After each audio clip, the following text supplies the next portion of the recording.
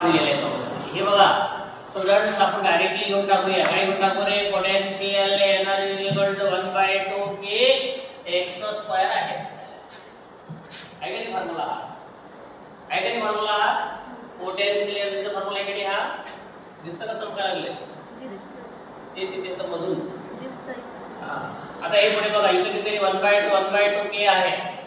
आता x चा formula आपल्याला माहिती आहे. x इक्वल टू काय आहे मुलींनो? x equal to a sin omega t आहे. x इक्वल टू किती आहे? a sin ओमेगा t आहे. A body is executing supersonic motion with its frequency n. The frequency of its potential energy काढा. p equal to किती? 1/2 के x square आहे. बरोबर आहे? तर x ची किंमत किती आहे विद्यार्थ्यांनो? किती आहे? a sin ओमेगा t आहे. x चा वर्ग आहे म्हणून याचा वर्ग झाला. बरोबर आहे? आता पुढे बघा इथे किती आहे? 1/2 आहे k आहे. हे वर्ग ह्याला पण येतो, हे ह्याला मिळतो. a चा वर्ग किती झाला रे? sin चा वर्ग किती झाला? इथे ओमेगा t झाला. मग हे काय झालं? हे पोटेन्शियल एनर्जी झाली. ठीक आहे? ओके. आता इथं तुम्हाला त्रिकोणमितीचे ऑपरेशन ऍड करून नो कसे रे? माहिती असाय 1 - cos 2θ/2 = किती रे? sin square theta. तुम्हाला इंटिग्रेशनची प्रॉब्लेम सॉल्व करत असताना असा आहे sin स्क्वेअर बरोबर काय फॉर्म्युला आहे? 1 - किती रे? cos 1 - किती आहे रे? cos 2θ/2 हा प्रॉब्लेम आहे. sin स्क्वेअर थीटा = किती आहे? 1 - cos 2θ/2 आहे.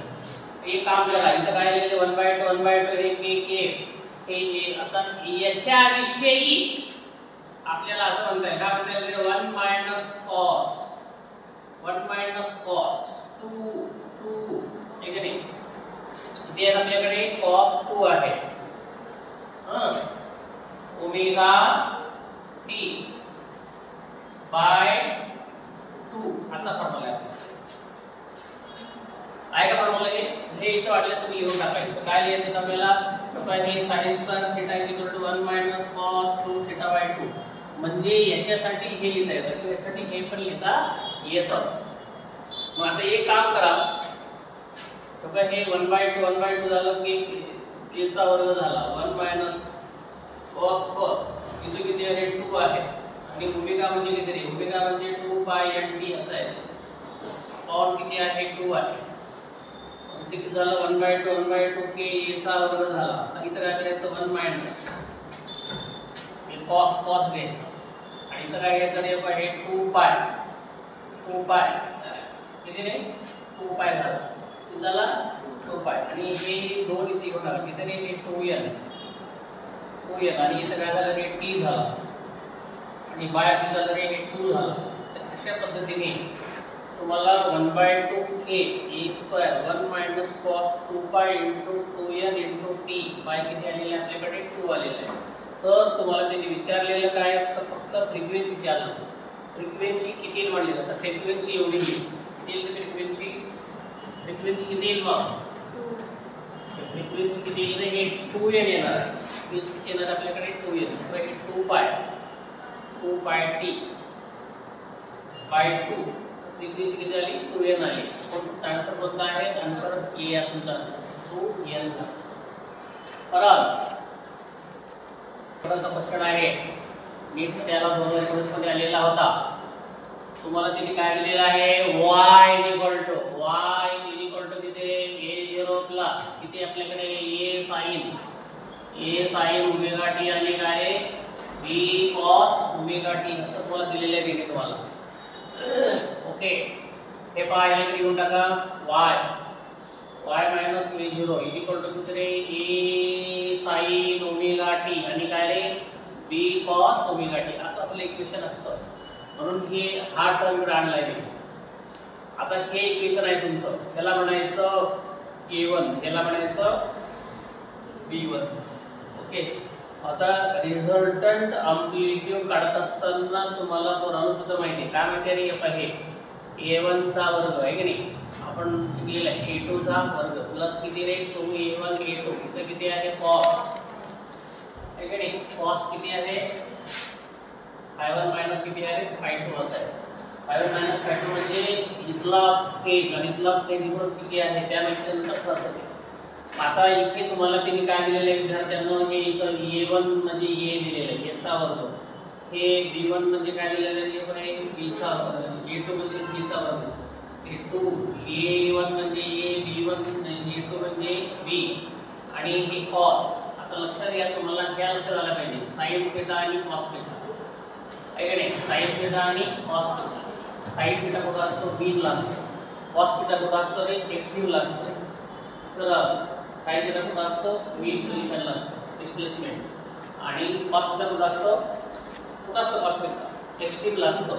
मीन आणि एक्स्ट्रीम याच्यामधला जो काही फरक आहे that is called as the ∅2 minus ∅1. त्याला आपण काय म्हणतो, फेज डिफरन्स म्हणतो. काय म्हणतो त्याला आपण, फेज डिफरन्स म्हणतो. तो किती आहे सांगा, 0 आणि मीन पोझिशन आणि काय द्या पाहिजे, असं आहे ना तुम्हाला. तो काय हे असं आहे, तो काय हे बघा, हे काय हे असं इकडे यायला लागला आहे, इकडे जायला लागलं. हे मोठं आहे, इथं हे आहे, ह्याला म्हणायचं एक्स्ट्रीम पोझिशन, ह्याला म्हणायचं एक्स्ट्रीम पोझिशन, ह्याला म्हणायचं direct mean position.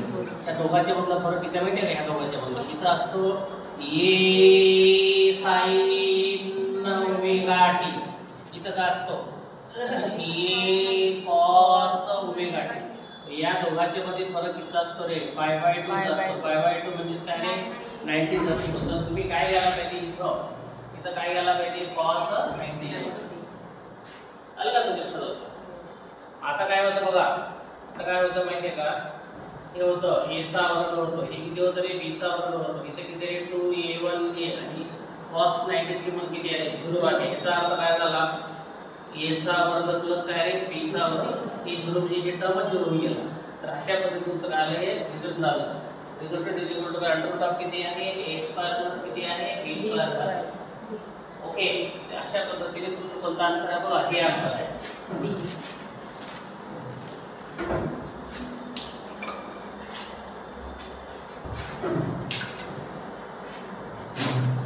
velocity of a particle equation mean one complete vibration is एक complete vibration पूर्ण झाला. हा एक complete vibration म्हणजे समजा आता हा झाला, हे काय तुम्ही लक्षात घ्या, हा तुमचा वगैरे हा तुमची बॉडी कुठे होती माहिती आहे का, कुठे होती बॉडी तुमची, सुरुवातीला इथं होती. कुठे होती रे, इथं होती. इथून इकडे गेली, इथून परत इकडे आली, परत इथून इकडे गेली, इथून परत इथं आली आहे की नाही. तर तुम्हाला विचारलं, काय विचारलं रे, डिस्टन्स विचारलं. तर तुम्ही म्हणणार किती अंतर कापले, तर 2 पाय म्हणणार. जर तुम्हाला म्हणलं डिस्प्लेसमेंट, डिस्प्लेसमेंट किती होतं रे, 0 होतं. लक्षात घ्या काय होतं, डिस्प्लेसमेंट किती होतं, डिस्प्लेसमेंट किती होतं, 0. डिस्टन्स 2 पाय होतो, डिस्प्लेसमेंट किती होतो, 0. आलं लक्षात. डिस्टन्स किती आहे, 2 पाय आणि डिस्प्लेसमेंट किती आहे, 0. आता तुम्ही अभ्यास करता की लिखा, व्हेलॉसिटीचं डेफिनेशन काय, rate of change of displacement with respect to time. त्याला आपण काय म्हणतो रे, व्हेलॉसिटी. आणि स्पीड म्हणजे काय, rate of change of distance with respect to time. Distance कोणतं स्पीड असेल इथं आपल्याला काय विचारलेलं आहे, पोरांनो काय विचारलेलं आहे, ॲव्हरेज व्हेलॉसिटी विचारलेलं आहे. मग तुम्हाला तुमचं हे x किती आलं इथं, x किती आलं इथं, 0 आलं, x is 0 here. मग ॲव्हरेज व्हेलॉसिटी म्हणा E equal to dx by काय dt, हे d by dt. What is x, x is 0, this is equal to 0. Average velocity किती आली रे पोरांनो, 0 आली. ते सरळ साधे प्रॉब्लेम असतात. नीट मध्ये प्रश्न आला, 4 मार्काला प्रश्न आला, आहे किती सोपं आहे तो, जमतो का काहीच नाही, अगदी सोपं आहे. फक्त बेस चांगला पाहिजे, तुमचा मॅथचा बेस चांगला पाहिजे. हे बघा The radius of the circle, the period of revolution, initial position and sense of revolution are indicated in the figure. Sense of revolution पण क्लियर होईल. कुणीकडे फिरायला नाही, इकडून इकडे फिरायला लागलं. ठीक आहे, इकडून इकडे फिरायला लागलेलं आहे नाही का. सेन्स ऑफ रिव्हॉल्यूशन पण दिलेला आहे. इथं पिरियड किती दिला तुम्हाला त्यांनी 4 सेकंद दिलेले आहे. आणि इथून एवढा अंतर आहे. ह्याला आपण काय म्हणतो? ह्याला म्हणतो आपण x, ह्याला म्हणतो आपण a. त्याला काय म्हणतो आपण? त्याला काय म्हणतो आपण? a म्हणतो ना. मग आता ही कोणती पोझिशन आहे? ही पोझिशन असेल किंवा ही पोझिशन असेल? या पोझिशनचं नाव काय माहिती आहे का? एक्स्ट्रीम पोझिशन आहे. त्याचं नाव काय आहे? एक्स्ट्रीम पोझिशन आहे. मला सांगा एक्स्ट्रीम पोझिशनचा डिस्प्लेसमेंट त्याला इथं काय म्हणलेलं आहे? yt दिलेलं. yt इक्वल टू किती रे? a cos omega t. किती आहे? a cos omega t. a म्हणजे काय रे? a म्हणजे काय? अँप्लिट्यूड आहे. a म्हणजे पण हे येतो. किती येतो? 3 येतो. वेहा ये किती आहे? ये किती झालं रे? 3 झालं. हे किती झालेलं आहे? 3 झालेलं आहे. आता इथे आपल्याला फक्त गरज आहे ओमेगाची किंमत काढण्याची आवश्यकता आहे. म्हणजे तुम्हाला आपल्याला ओमेगाची किंमत काढायची. तर हे बघा रे पोरांनो, t इक्वल टू किती रे? t इक्वल टू किती? t इक्वल टू काय? पिरियड इक्वल टू काय फॉर्म्युला आहे? पिरियड बरोबर फॉर्म्युला किती आहे?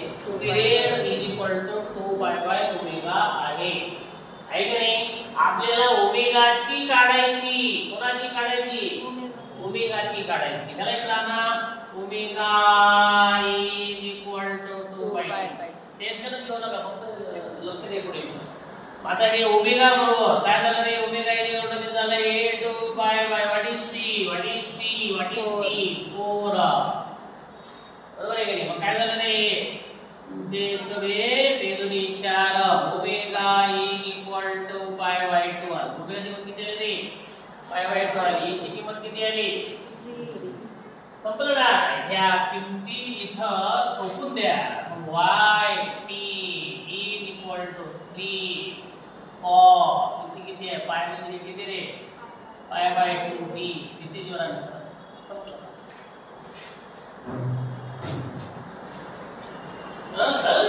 काय किती आहे? 3 cos pi t by 2. 4 मार्काचा प्रश्न आहे.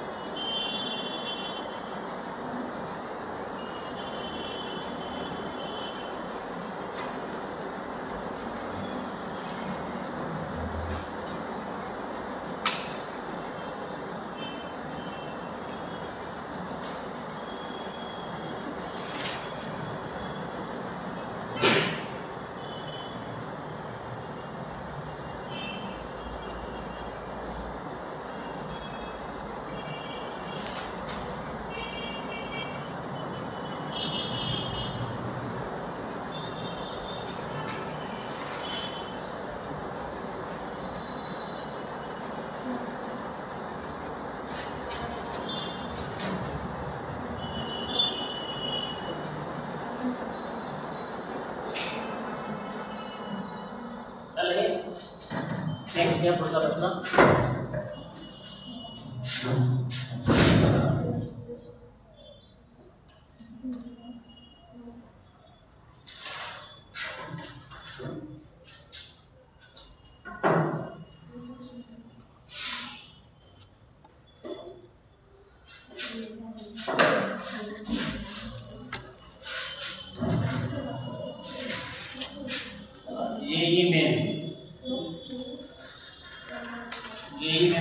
आला होता केव्हा आला होता 2020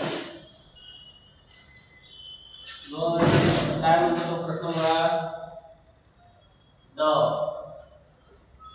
displacement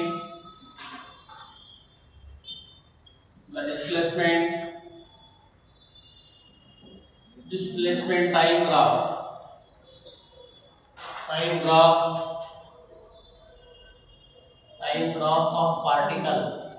graph of particle executing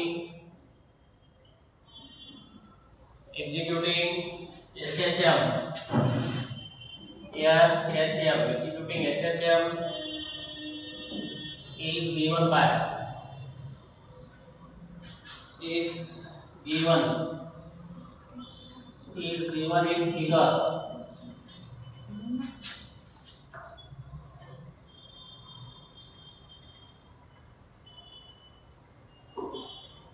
Again, थोड़ा इसका ले ले.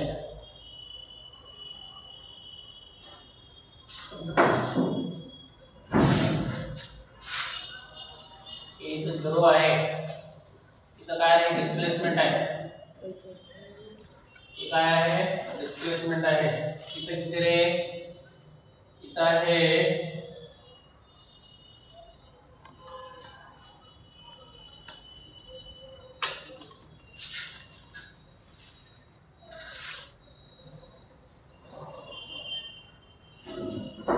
टाइम आहे. टाइम कसं म्हणजे सेकंदामध्ये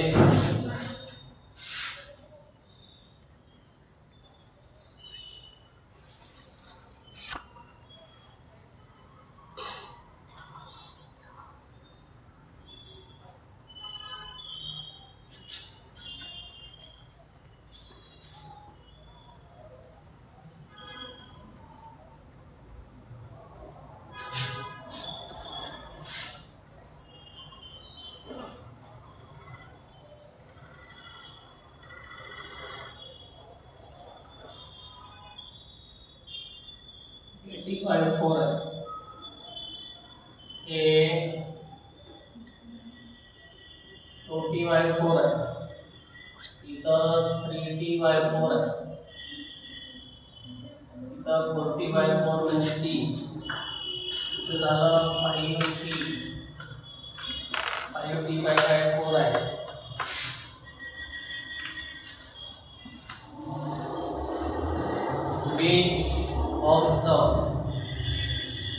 Which of the following आपल्याला वाटतं की मग काय अवघड प्रॉब्लेम असं वाटतं की नाही खूप अवघड आहे असं आपल्याला वाटतं. तसं अवघड नसतं. तुम्हाला फक्त नॉलेज पाहिजे. त्याचं नॉलेज नाही तुम्हाला डिस्प्लेसमेंट केव्हा मोठा असतो आणि केव्हा छोटा असतो. हे पहा काय बघा रे, हे जे डायग्राम मी काढलेली आहे ना, बरोबर आहे की नाही, हे आहे टाइम आणि हे काय रे, हे डिस्प्लेसमेंट दाखवतं. हे डिस्प्लेसमेंट वर गेलं, वर असं असेल, वर असेल तेव्हा हे प्लस ए असतो, खाली असेल तेव्हा कसं असतं रे, हे मायनस ए असतो. म्हणजे डिस्प्लेसमेंट एकदा वर असेल तेव्हा प्लस ए असतो, खाली जेव्हा असा असेल तेव्हा मायनस असतो. आणि इथं ह्या रेषेवरती असेल तेव्हा डिस्प्लेसमेंट किती असतो रे, 0 असतो. लक्षात घ्या या गोष्टी, आलं लक्षात तुझ्या. हे असं वर असेल ना, इथं असेल ना तेव्हा डिस्प्लेसमेंट आहे. ही रेषा काय दाखवते, डिस्प्लेसमेंट दाखवते. ही रेषा काय दाखवते, टाइम दाखवते. मग डिस्प्लेसमेंट जर वरच्या बाजूला कसं असतो रे, प्लस असतो, खालच्या बाजूला कसं असतो रे, मायनस असतो. आणि ह्या रेषेवरती कसं असतो, 0 असतो. हे x किंवा 0 आहे या रेषेवरती, हे की नाही. हे आहे y ऍक्सिस, हे आहे x ऍक्सिस. x ऍक्सिस वरती y कोऑर्डिनेट किती असतो, 0 असतो, सरळ. म्हणून ह्या ऍक्सिस वरती जर कुठे पॉइंट आला असेल तर त्या ठिकाणी सरळ डोक्यात लावून टाकायचं, x किती असतो रे, 0 असतो. आणि वर असेल असा तर तेव्हा x किती असतो, a असतो. a म्हणजे अँप्लिट्यूड, खाली असेल तर काय असतो, अँप्लिट्यूड तो पडतो. काय असतो, खाली असेल किंवा वर असेल तेव्हा त्याला काय घ्यायचं आपण, अँप्लिट्यूड म्हणायचं. त्यामुळे त्याला आपण अँप्लिट्यूड म्हणायचं. अँप्लिट्यूड 0 केव्हा, डिस्प्लेसमेंट 0 केव्हा आणि डिस्प्लेसमेंट a केव्हा. वर किंवा खाली असेल तर डिस्प्लेसमेंट असतो, म्हणजे अँप्लिट्यूड किती असतो, a असतो. त्या रेषेवरती पॉइंट असेल तर x ची व्हॅल्यू किती असते, 0. डोक्यात सर्वांचे आलं, हे सर्वांचे पक्क झालंय. इकडे या. आता आपल्याला हे पहिले प्रथम ही 4 भाग आपल्याला पाहायचे आहे. हे चारही हे बरोबर आहे का, हे बरोबर आहे का, हे बरोबर आहे का, हे बरोबर आहे का, आपल्याला पहिले चेक करून पाहायचं आहे आणि ह्याच्यामध्ये कोणते बरोबर आले मग त्याच्यानुसार मग ए बी सी डी कोणतं ते ठरवायचं आहे. आता मी काय करतो, प्रथम पहिला प्रश्न बरोबर आहे का ते पाहू आपण.